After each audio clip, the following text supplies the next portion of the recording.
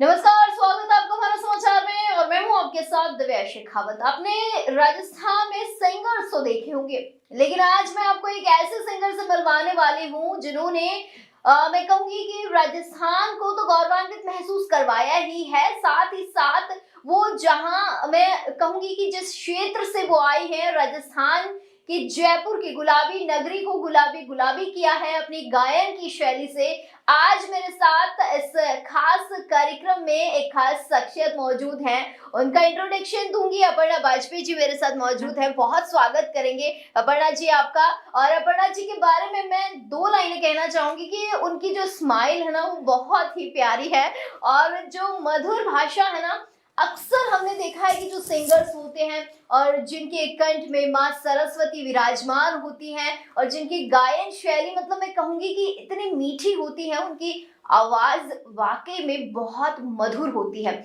और अपर्णा बाजपेयी जी एक ऐसा उदाहरण है जिनकी आवाज से साक्षात माँ सरस्वती निकलती हैं। जब वो बोलती हैं तो ऐसा लगता है वाकई में कि आवाज हो तो बिल्कुल इनके जैसी हो। अपर्णा जी, बहुत स्वागत है आपका। थैंक यू दिव्या, आज मुझे यहाँ पर बुलाने के लिए और फिर से एक नए साक्षात्कार से जोड़ने के लिए, क्योंकि इंटरव्यूज़ तो बहुत सारे होते हैं लेकिन मुझे ऐसा लगता है हर साक्षात्कार का एक अलग रूप होता है। तो थैंक यू जी बिल्कुल। बहुत स्वागत है आपका कि आपने अपना कीमती समय दिया मुझे और मेरे दर्शकों को। आज आपके मैं कहूंगी कि गले से आज हम वैसे तो कुछ सुनेंगे ही, लेकिन आज थोड़ा सा जानते हैं, दर्शकों को बताते हैं कि जर्नी कहाँ से शुरू हुई गायन की और यहाँ तक कैसे कैसे पहुंची हैं और घर से और जयपुर तक का सफर कैसे शुरू हुआ। घर से जयपुर। सबसे जो ख़ास बात है, जो अभी दिव्या आपने बोला कि मैंने जयपुर को या राजस्थान को गौरवान्वित किया, लेकिन मैं ये समझती हूँ जो मेरे दिल की आवाज़ है या जो लोग मुझे जानते हैं, मेरी पैदाइश है यूपी की, कानपुर की पैदाइश है। तो मुझे वहाँ से ही संदेश आते हैं कि आपने यूपी को गौरवान्वित किया, क्योंकि बेटी में कहाँ की हो गई, कानपुर की, है ना। तो ये जो हमारा ज़िंदगी का जो मेरा सफ़र रहा है शादी के बाद का, तो वो तो सफ़र हमारा कानपुर, लखनऊ, ग्वालियर, दिल्ली, चंडीगढ़, भोपाल और अब आपके पास मैं जयपुर में हूँ। तो सफ़र तो खैर बहुत लंबा रहा। शादी के 31 साल हो गए हैं मेरे और उम्र का ये मैं 55 ईयर मैं रन कर रही हूँ, चल रहा है मेरा। तो इस 55 साल की उम्र में मैं आज आपके पास हूँ। मुझे इस बात का सच में बहुत गर्व है कि मैंने अपने यूपी का नाम सबसे पहले रोशन किया, जो मुझे लोग कहते हैं। और आज तो मैं फिलहाल राजस्थान की हूँ।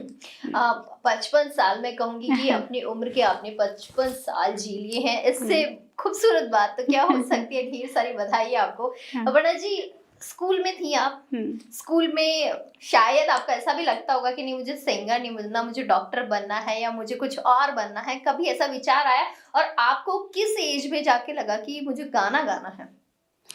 दिव्या, गाना तो मैं छोटे से गा रही हूँ। मैं हर बार ज़िक्र अपनी मम्मी का करती हूँ, क्योंकि मेरे घर में ही सारी आर्ट थी। आर्ट बोलें तो अगर मैं चाहे ड्राइंग पेंटिंग कह लूँ, चाहे सिंगिंग कह लूँ, रंगोली कह लूँ, कढ़ाई कह लूँ, सिलाई, ये सारी आर्ट्स में ही आती, तो सारी मेरे घर में ही थी। क्योंकि उस समय में ना कोई ड्राइंग कोई क्लासेस भी नहीं होती थी और ना ही परमिशन होती थी घर से बाहर जा कर के कुछ सीखने की, है ना। हम लोग 1970 का जन्म है, तो 70-80 में इतनी हम लोग को। और दूसरी बात है, ब्राह्मण परिवार से हूँ, तो ब्राह्मणों में वैसे ही कुछ रूल्स रेगुलेशंस अलग से होते हैं। तो कंठ में ईश्वर ने मुझे आवाज़ दे रखी थी, जो कि मम्मी से पाई थी। लेकिन उस वक्त मुझे ये नहीं मालूम था, कोई बच्चा नहीं जानता है छोटे में कि उसकी मंजिल कहाँ पे रुकेगी। तो सिंगिंग साथ साथ चला और उस वक्त जो मुझे महसूस होता था, मैंने सिंगिंग पे ज़्यादा ध्यान नहीं दिया था। वो तो मैं ऐसे नॉर्मली गाती थी।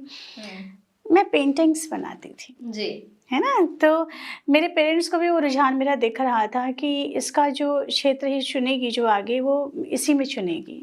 और सच में मेरी जितनी भी पढ़ाई हुई है वो सारी फाइन आर्ट्स में ही रही है। मैं आर्ट्स की स्टूडेंट रही और आगे जो मैंने पीजी वगैरह किया वो सब फाइन आर्ट्स में किया। और अगर मैंने कहीं कुछ बाहर जाके सीखा भी है तो मैंने अपनी उसी कला को आगे बढ़ाया।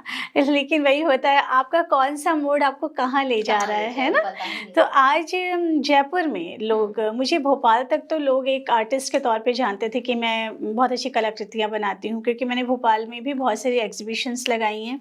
और दिव्या, आप सब लोग नहीं जानते हो, मतलब 25-30 साल अपर्णा वाजपेयी ने ड्राइंग क्लासेस ली हैं।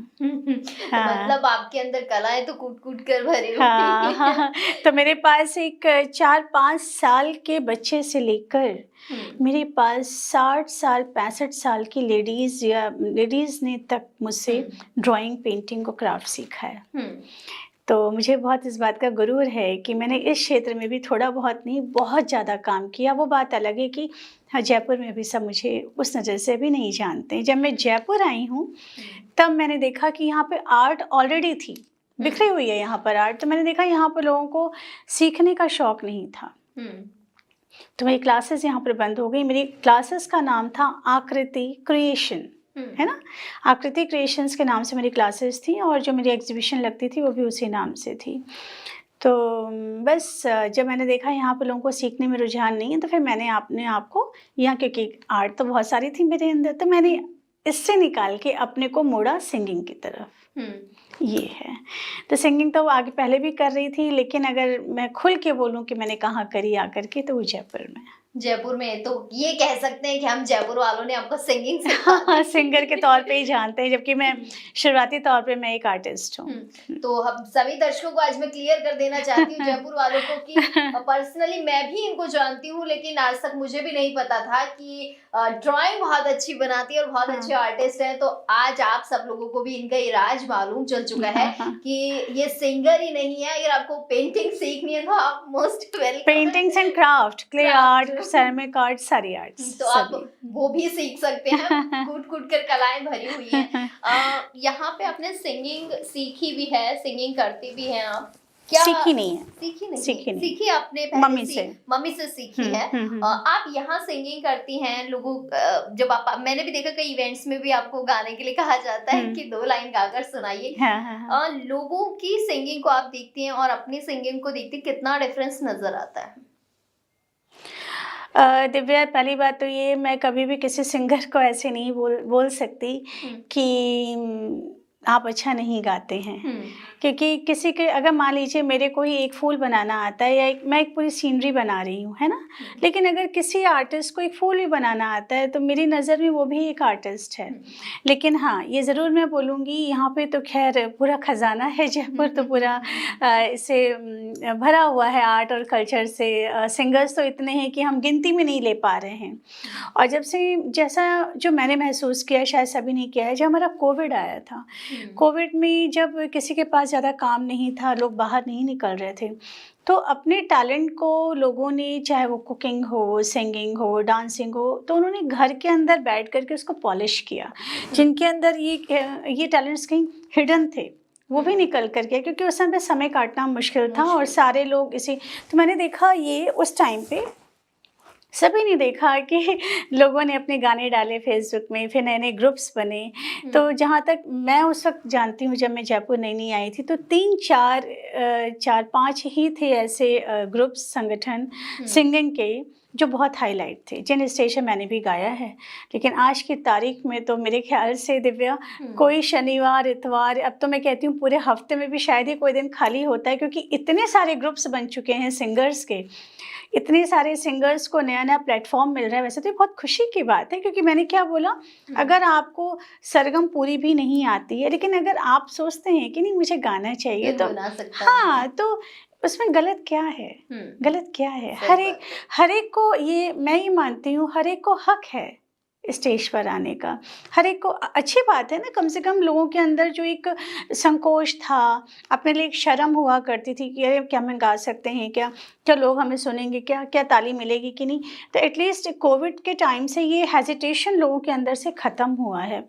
और बहुत सारे ऐसे मैं बोलूँगी ऑर्गेनाइज़र्स नए आए हैं जो कि ऐसे लोगों को मंच दे रहे हैं, है ना। तो मैं तो उनके लिए भी क्लैपिंग करती हूँ और उनको मैं ये सैल्यूट करती हूँ कि ये बहुत अच्छी बात है कि आप उन सिंगर्स को जगह दे रहे हैं, मंच दे रहे हैं, जो कभी सोच भी नहीं पाए थे कि वो कभी मंच पर आएंगे। तो बल्कि बस मैं इतना ज़रूर कहूँगी, जो नए सिंगर्स हैं जिनके मैं नए रोज़ नाम सुनती हूँ, उसमें कुछ एक तो बहुत ही अच्छा कर रहे हैं, और लेकिन जो चाहते हैं कि हम स्टेज पर रहें, वो थोड़ा सा अगर और रियाज़ कर लें तो उनका भी नाम उन्हीं सितारों में आ जाएगा। और बाकी हर एक को अपने सपने को जीना चाहिए। जीना चाहिए। हाँ, ये मतलब बात मैं तो इसके खिलाफ नहीं हूँ कि जैसे कई लोग बोलते हैं कि कैसे लोग मतलब वो कर रहे हैं, अपना परफॉर्मेंस दे रहे हैं, नहीं दे रहे हैं। तो ये है दिव्या, तो नहीं, मिलना चाहिए सबको, स्टेज मिलना चाहिए।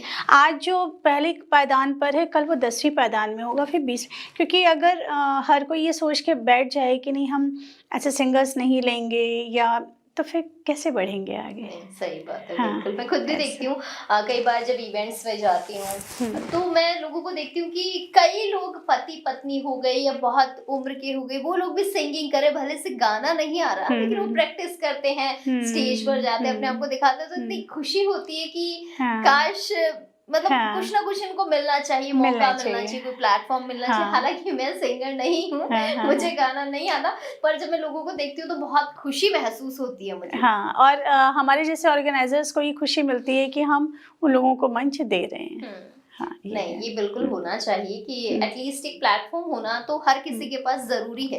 पहले तो हम देखते थे कि लोग फिल्मों में गाते थे, लेकिन वहां तक पहुंचने के लिए भी बहुत सारे प्रोसेस होते थे, लेकिन आजकल तो हर चीज, हाँ, बन गए। इतने सारे आजकल तो चैनल्स हो गए हैं, उन चैनल्स में इतने सारे सीरियल्स हो गए, तो जितने चैनल्स उतने सीरियल्स उतने कैरेक्टर्स, तो डिमांड है उसकी। और तो अगर प्लेटफॉर्म नहीं मिल रहा तो आजकल सोशल मीडिया एक प्लेटफॉर्म हो गया। सोशल मीडिया एक प्लेटफॉर्म हो गया है।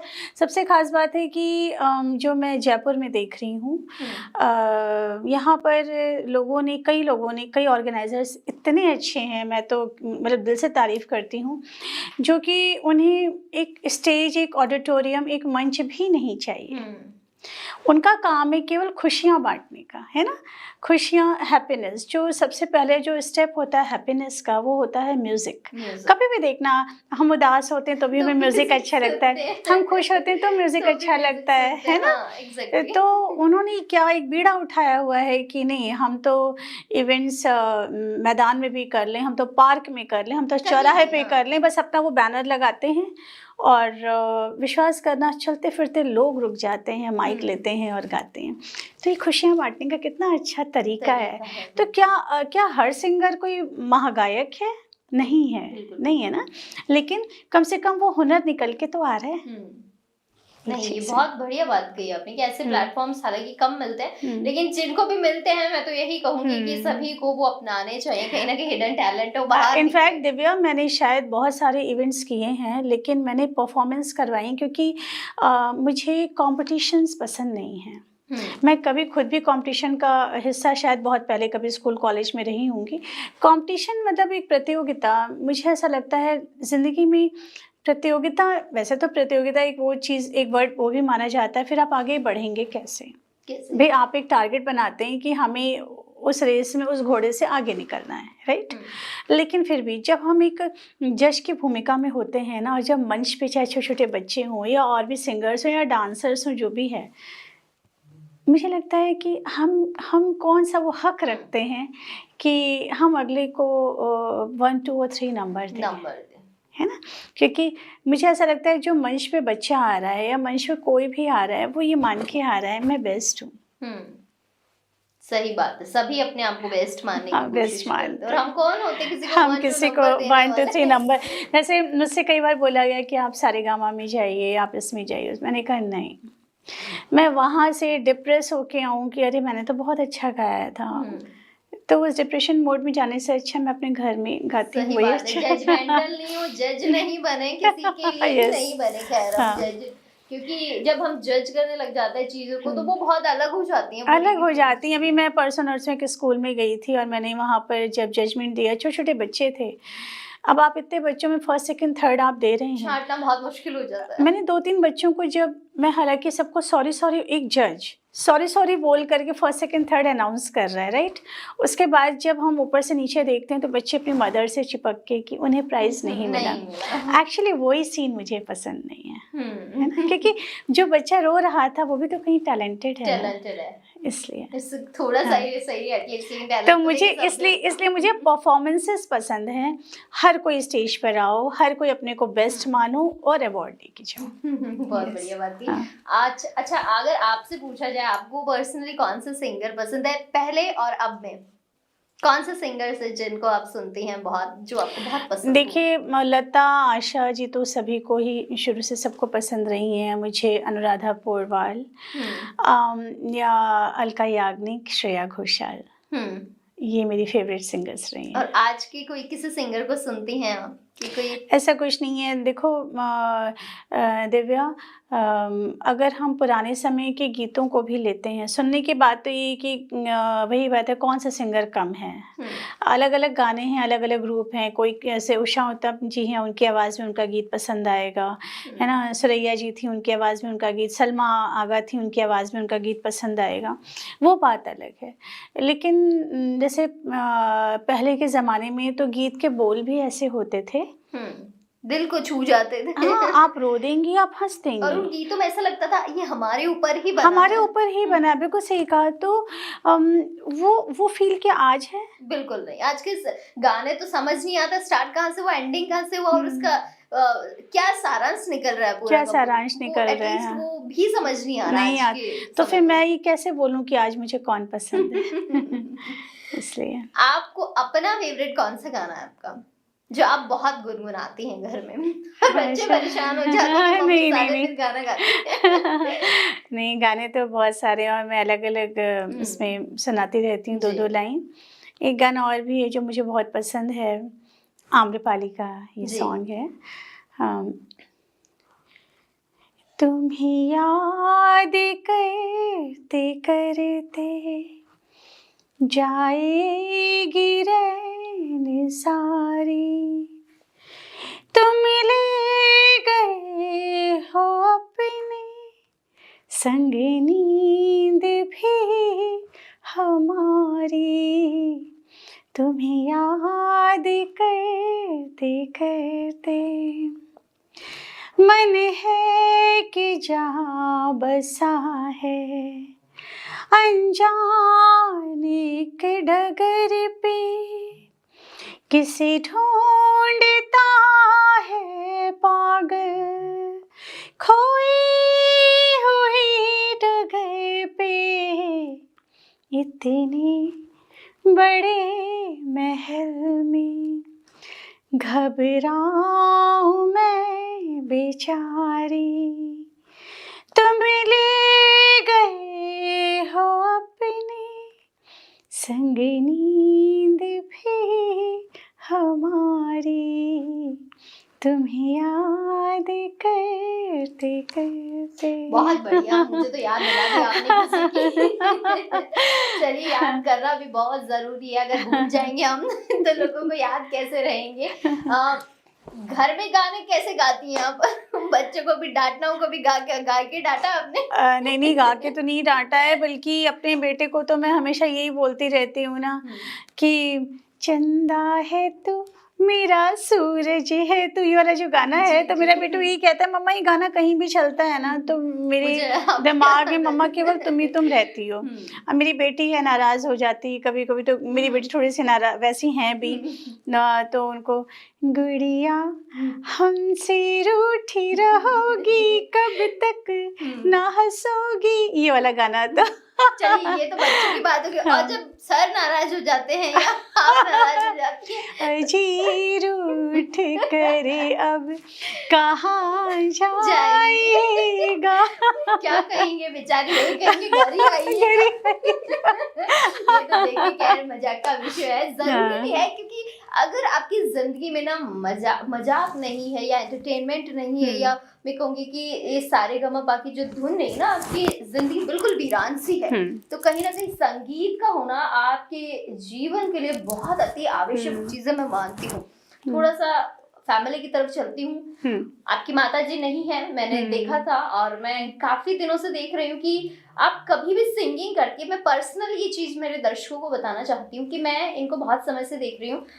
जब आपकी माताजी का देहांत हुआ था, उसके बाद से लेकर अब तक मैं देख रही हूँ, आप जब भी सिंगिंग करती है तो माँ का जिक्र हमेशा होता है। हाँ, स्टेज पे भी रहती हूँ, क्योंकि आज का जो, मैं तो दिव्या क्या ही बोलूँ अब, अगर मैं केवल अपने को ही बोलती हूँ ना, किसी के माँ बाप नहीं जाने चाहिए, है ना। अब जैसे करवा चौथ आता है, तो लोग व्रत व्रत पूजा कितनी होती हैं घरों में, है ना? लोग अपने पति के लिए व्रत रखते हैं, माएँ अपने बच्चों के लिए व्रत रखती हैं। तो मैंने एक स्टेटस डाला था कि माँ-बाप के लिए व्रत क्यों नहीं रखा जाता? उनकी लंबी उम्र, क्योंकि माँ-बाप का जाना तो जो क्षण आता है ना, जब हर कोई उससे गुज़रता है और जो नहीं गुज़रा है वो गुज़रेगा। तो इस दर्द को जिस तरह से मैंने जिया है, बस यही खुशी रही कि मम्मी मुझे विरासत में ना सबसे पहली चीज़ तो मुझको ये आवाज़ दे गई। उन्होंने सिखाया। आज मेरे अंदर जितनी भी आर्ट है वो उस सारी आर्ट के रूप में या आवाज़ के रूप में मेरे अंदर ज़िंदा है। इसलिए जब भी मैं मम्मी का कभी कोई भी चीज़ का ज़िक्र करती हूँ तो उसमें अपनी मम्मी का ज़िक्र मैं ज़रूर लाती हूँ।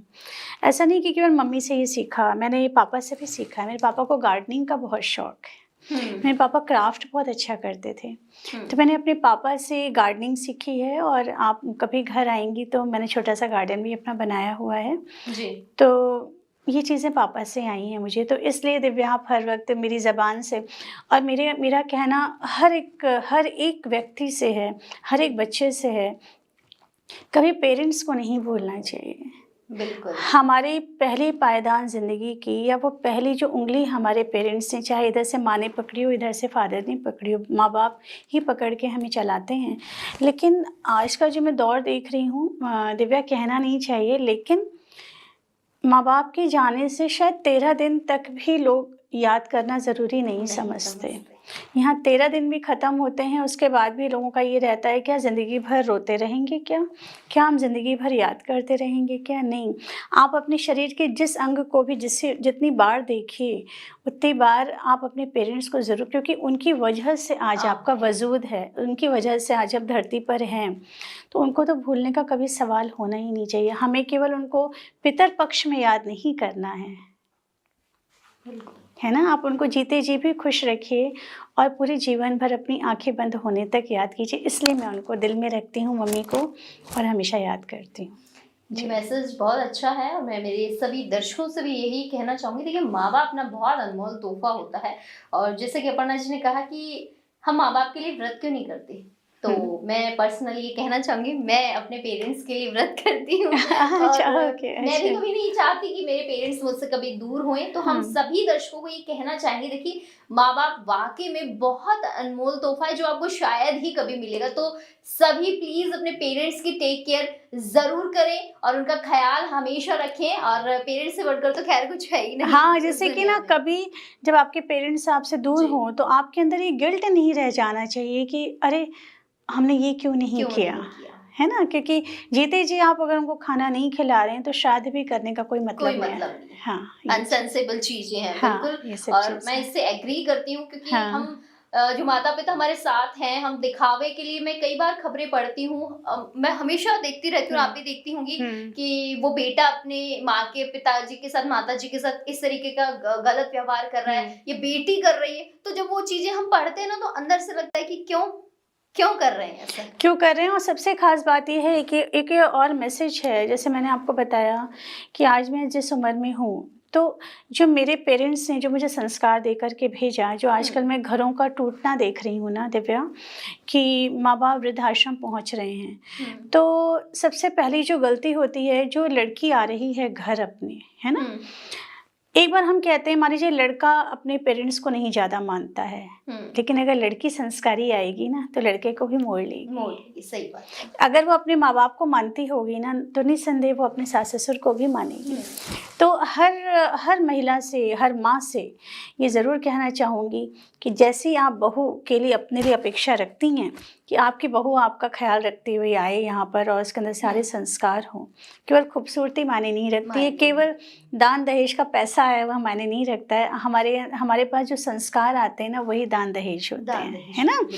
तो जो आप जैसे आप बहू लाना चाहते हैं ना वैसी ही बेटी तैयार कीजिए, बिल्कुल, है ना? क्योंकि जैसे जब हमारी बेटी दूसरे के घर जाए तो उसको वहाँ पे उसको स्वर्ग बनाए, ना कि वहाँ जा कर के वो एक महाभारत दूसरी शुरू हो जाए और वृद्धाश्रम पहुँच जाए माँ बाप। बिल्कुल, माता पिता के लिए तो आज आपने बहुत अच्छी बातें कही हैं। मैं अगर इस पूरी वार्ता का अगर मैं विषय निकालूंगी तो यही है कि सबसे खूबसूरत जो पॉइंट है वो है सिर्फ और सिर्फ माता पिता का पॉइंट। और इसे पर्सनली मैं तो देखिए एडमायर करती हूँ, माँ बाप हैं तो हम हैं और तभी हमारा जग है। तो प्लीज ख्याल कीजिए माँ बाप का, इसके अलावा कोई धन संपत्ति काम नहीं आने वाली है। अगर भ्रम हो कि पैसे से हम सब कुछ खरीद सकते हैं, नहीं, बिल्कुल नहीं। माँ बाप नहीं खरीद सकते और वो खुशियां नहीं खरीद सकते जो उनके साथ आप समय बिता रहे हैं, वो कभी नहीं खरीदा जा सकता। आप जब घर से निकलते हैं तो वही एक कपड़े में ही जाते हैं।